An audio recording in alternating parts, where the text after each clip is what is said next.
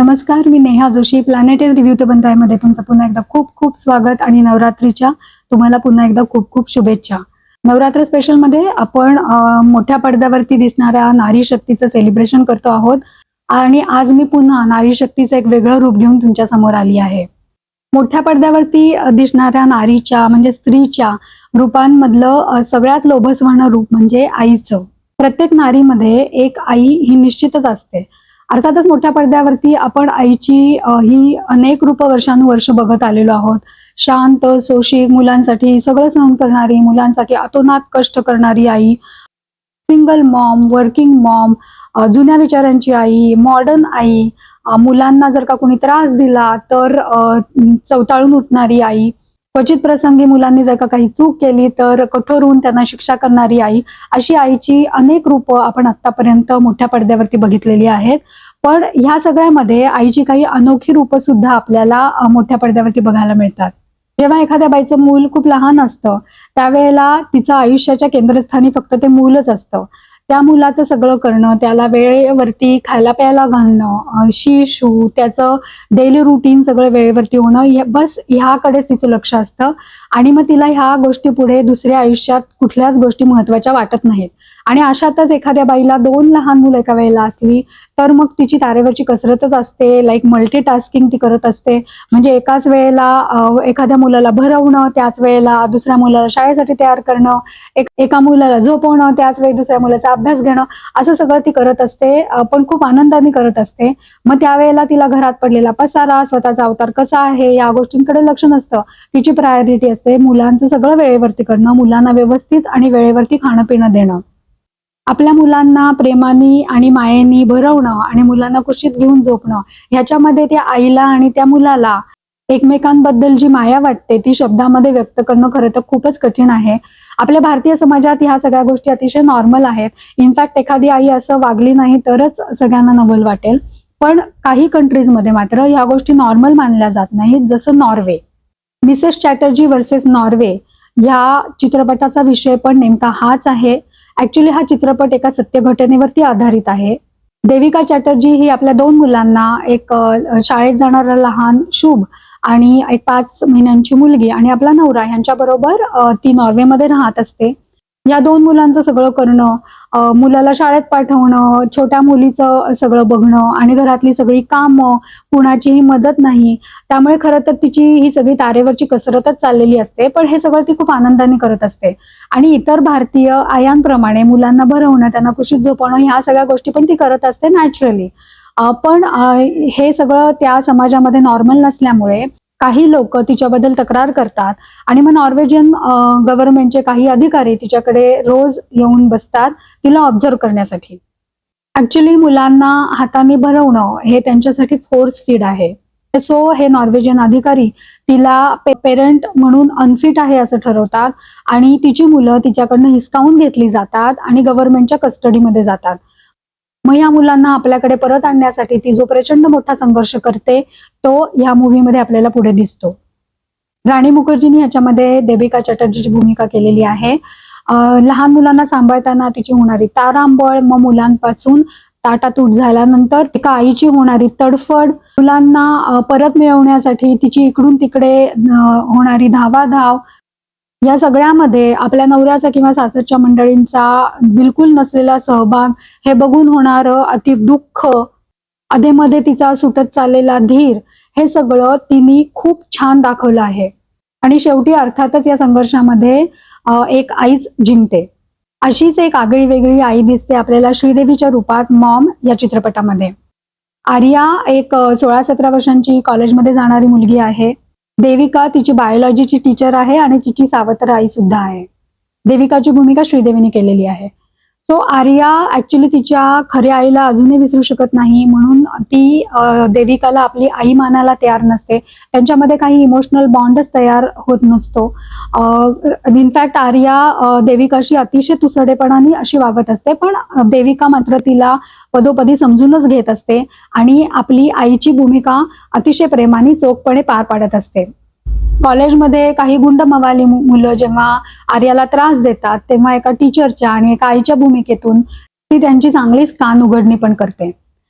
एका व्हॅलेंटाईन्स डेला आर्या जेव्हा आपल्या मित्रांबरोबर पार्टीला गेलेली असते, तेव्हा तिथून ती परत येताना ही गुंड मवाली मुलं तिच्यावरती पाळत ठेवतात, तिला किडनॅप करतात, तिच्यावर रेप होतो आणि तिला रस्त्याच्या कडेला अक्षरशः फेकून देण्यात येतं. आपल्या मुलीच्या शरीरावर आणि मनावर झालेला हा आघात बघून एका आईच्या हृदयामध्ये पीळ पडतो, तिचं हृदय गलबलतं. आर्या आपल्या गुन्हेगारांना ओळखते. मग चांगल्या नागरिकांप्रमाणे सगळ्यात पहिल्यांदा ते न्यायालयाकडे धाव घेतात. पण हे आरोपी न्यायालयामध्ये पॉलिटिकल इन्फ्लुअन्स वापरून आणि आर्यावरतीच खोटे नाटे आरोप करून आपली सुटका करून घेतात. मग आर्या अजूनच डिप्रेशनमध्ये जाते. आपल्या मुलीची ही अवस्था बघून एक आई जिद्दीला पेटते आणि आपल्या मुलीला आता आपणच न्याय द्यायचा असं ठरवते. देविका अत्यंत शांतपणे, पद्धतशीरपणे प्लॅन करून एकेका गुन्हेगाराला कशी शिक्षा करते हे या मूवीमध्ये पुढे दाखवलं आहे. आर्याला हे सगळं जेव्हा समजतं तेव्हा तिला आपल्या आईची माया, आपल्याबद्दलचं प्रेम लक्षात येतं. आपली चूक तिला कळते. ती देविकाची माफी मागते आणि देविकाला पहिल्यांदाच मॉम अशी हाक मारते आणि अर्थातच मग एका आईला धन्य धन्य वाटतं. आता हे सगळं बरोबर आहे का, चूक आहे का, ही सिनेमॅटिक लिबर्टी असं थोडीच असतं वगैरे वगैरे, ह्या सगळ्या गोष्टी थोड्या बाजूला ठेवून आपण ह्या मागची आईची भूमिका आणि आईच्या भावना लक्षात घेऊया. एखादी आई जास्त शिकलेली असो, कमी शिकलेली असो वा मुळीच शिकलेली नसो, तिला मात्र आपल्या मुलांनी खूप शिकावं, खूप मोठं व्हावं आणि खूप प्रगती करावी त्यांच्या आयुष्यामध्ये अशीच इच्छा असते. आणि मग त्यासाठी काहीही करण्याची त्यांची तयारी असते. ज्या आयांना आपल्या मुलांना शिकवणं पॉसिबल असतं ते आपल्या मुलांना शिकवतात आणि ज्या आयांना ते पॉसिबल नसतं ते त्यांना ट्युशन लावतात किंवा जे काही पॉसिबल आहे ते सगळं त्यांच्यासाठी करतात की जेणेकरून त्यांनी खूप शिकावं, अभ्यासामध्ये त्यांचे सगळे विषय पक्के व्हावेत, प्रगती करावी आणि खूप पुढे यावं. नेमकी अशीच इच्छा नीलबट्टे सन्नाटामध्ये चंदाला असते. चंदा ही स्वतः काही खूप शिकलेली नाहीये, जेमतेम ती 9वी-10वी पर्यंत शिकलेली आहे. ती एक सिंगल मदर आहे आणि ती मेडची कामं करते आहे. तिची मुलगी अपेक्षा, हिच्याबद्दल तिला खूप अपेक्षा असतात. तिने खूप शिकावं, मोठं व्हावं आणि मोठेपणी तिला आपल्यासारखी मेडची कामं करायला लागू नयेत म्हणून ती खूप कष्ट घेत असते. तिने तिला चांगल्या शाळेत पण घातलेलं असतं. पण अपेक्षाच्या मनात मात्र काही वेगळंच चाललेलं असतं. अपेक्षाला अभ्यासाव्यतिरिक्त बाकी सगळ्या गोष्टींमध्ये इंटरेस्ट असतो. तिला इतर मज्जा करण्यामध्येच इंटरेस्ट असतो. आपली आई मेड आहे आणि त्यामुळे आपण पण मोठं झाल्यानंतर मेडच होणार आहोत.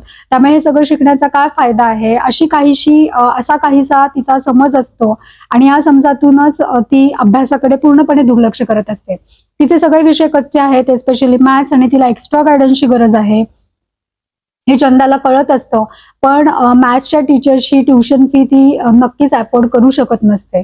मग अशा वेळेला ती ज्या एका डॉक्टरकडे काम करत असते, ती डॉक्टर तिला सल्ला देते की तू पण अपेक्षाच्या शाळेमध्ये तिच्या वर्गामध्ये ऍडमिशन घे, शाळेमध्ये तू शिक आणि घरी आल्यानंतर अपेक्षाला तूच शिकव. पहिल्यांदा ऐकल्यानंतर आपल्याला सुद्धा हा सल्ला काहीतरी विचित्र असा वाटतो, तसाच तो चंदाला पण वाटतो. पण नंतर ती याच्यावरती जरा विचार करते आणि मग मे बी अजून शिकण्याची सुप्त इच्छा तिच्या पण मनामध्ये जागृत होते आणि मग ती हा सल्ला ऐकायचं ठरवते. ती पण अपेक्षाच्या शाळेमध्ये तिच्या वर्गामध्ये ऍडमिशन घेते आणि आपल्या आईला आपल्या वर्गामध्ये ऍज अ स्टुडंट बघितल्यानंतर अपेक्षाला खूप मोठा धक्का बसतो आणि तिला खूप पहिल्यांदा संकोचल्यासारखं पण होतं. पण ऍज अ स्टुडंट म्हणून चंदाचा त्या वर्गामध्ये जम बसतो. ती मुळातच हुशार असल्यामुळे तिच्या अभ्यासात प्रगती करत जाते. तिच्या हुशारीमुळे इम्प्रेस होऊन टीचर्स सुद्धा तिची एक्स्ट्रा मदत करायला लागतात. त्याच वर्गातला एक मुलगा असतो, त्याला आईची तळमळ दिसते आणि तो सुद्धा चंदाला अभ्यासामध्ये मदत करायला लागतो आणि मग हळूहळू चंदा शाळेमध्ये शिकून येऊन अपेक्षाला घरी येऊन शिकवायला पण सुरुवात करते. मग अपेक्षाला सुद्धा अभ्यासामध्ये हळूहळू इंटरेस्ट निर्माण व्हायला लागतो. ती पण अभ्यास करायला सुरुवात करते आणि आपला प्लॅन यशस्वी झाला असं चंदाला वाटत. तिला शिकवत असतानाच त्यांच्यामध्ये एक वेगळ्या प्रकारचा बॉन्ड सुद्धा तयार व्हायला लागतो. त्या दोघी जणी मनाने अजूनच एकमेकींच्या जवळ यायला लागतात. पण या सगळ्या गोंधळामुळे मात्र चंदाचा एक जॉब मात्र जातो. दिवसभर शाळा आणि दुसरी कामं केल्यानंतर ती एक्स्ट्रा अजून पैसे मिळवण्यासाठी म्हणून रेस्टॉरंटमध्ये रात्री नोकरी करायला लागते. पण ह्या सगळ्यामध्ये अपेक्षाचा आपल्या आईबद्दल काहीतरी गैरसमज होतो आणि मग ती परत अभ्यासातनं लक्ष काढून घेते आणि मग ती परत अभ्यासाकडे दुर्लक्ष करायला लागते. हे सगळं बघून मग चंदा पण खूपच निराश होते. मग ती आपली शाळा बंद करण्याचं ठरवते आणि तसं अपेक्षाला सांगतं सुद्धा. पण अपेक्षाला सुद्धा मीनवाईल आपल्या चुकीची जाणीव होते. आपली आई आपल्यासाठीच हे सगळं करते आहे हे तिच्या लक्षात येतं आणि मग ती पण आईची माफी मागते आणि मग त्या दोघी जणी मिळून परत शाळेत जायला लागतात, एकत्र अभ्यास करायला लागतात. दोघी एकाच वेळेला SSCची एक्झाम देतात आणि दोघी जणी पास होतात. अशी ही मोठ्या पडद्यावरती दिसलेली आईची काही अनोखी रूपं. एक मात्र नक्की आहे की आईची कुठलीही कृती ही तिच्या मुलांच्या हिताचीच असते. मैत्रिणींनो, आय नो की तुम्ही सगळ्या खूप ग्रेट अशा आया आहात. आपल्या मुलांसाठी तुम्ही खरंच खूप एफर्ट्स घेता आहात. त्यांना डिसिप्लिन लावण्याचा प्रयत्न करता आहात, त्यांना अभ्यासामध्ये मदत करता आहात. त्यांनी खूप आयुष्यामध्ये प्रगती करावी अशी तुमची खरोखरच मनापासूनची इच्छा आहे. पण मी तुम्हाला माझ्याकडून एक मात्र सांगेन की मुलं खूप पटापटा मोठी होतात. हा डिसिप्लिन, ही तुमची सगळी कामं, नंतर तुम्ही हे सगळे जे एफर्ट्स घेताय, हे सगळं अधेमध्ये थोड्या वेळासाठी बाजूला ठेवत जा. मुलांचे मित्र-मैत्रिणी व्हायचा प्रयत्न करा. त्यांना सुद्धा तुमचे मित्र-मैत्रिणी बनवू द्या. एकमेकांचे बडीज व्हा. एकमेकांबरोबर लाईट मोमेंट्स शेअर करा. एकमेकांबरोबर एन्जॉय करा आणि मग बघा तुमच्या नात्याला कसा एक अनोखा रंग चढतो. जगातल्या सगळ्या आयांना सलाम करून मी आज इथेच थांबते. उद्या पुन्हा येईन नारी शक्तीचं एक वेगळं रूप घेऊन. तुम्हाला माझे हे नवरात्र एपिसोड्स आवडत असतील तर लाईक आणि कमेंट करायला विसरू नका आणि हे एपिसोड्स तुमच्या मैत्रिणींबरोबर, बहिणींबरोबर शेअर करायला पण विसरू नका. Keep smiling. Please like, share and subscribe to this channel. Thank you.